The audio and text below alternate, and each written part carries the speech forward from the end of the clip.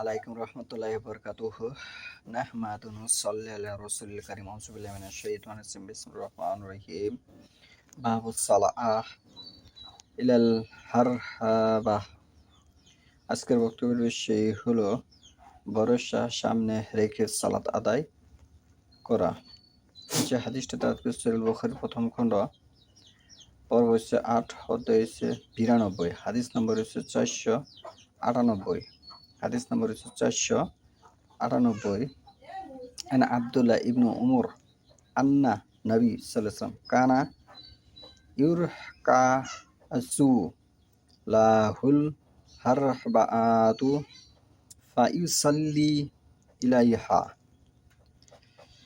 আব্দুল্লাহ ইবনু উমর রাদিয়াল্লাহু হতে বর্ণিত, নবী সাল্লাল্লাহু আলাইহি ওয়াসাল্লামের সামনে ভরসা পুঁতে রাখা হতো আর তিনি সেদিকে সালাত আদায় করতেন।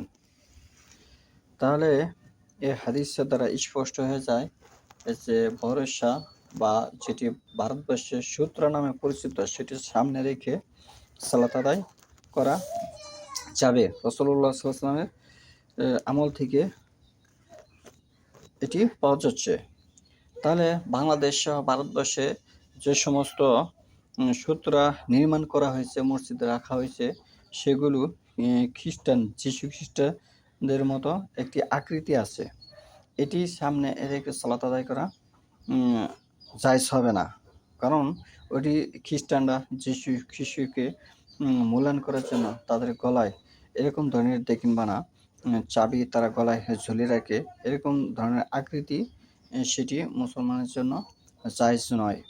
তাই আমি সেটি আকৃতি পরিবর্তন করার জন্য ভারতবর্ষের মানুষসহ বিশ্বের মধ্যে যে ইসলামী প্রতিষ্ঠানে যে জায়গায় এরকম আকৃতি স্থাপন করেছে সেরকম বিষয়ের সামনে রেখে সালাত আদায় করলে সেটি যিশু খ্রিস্টকে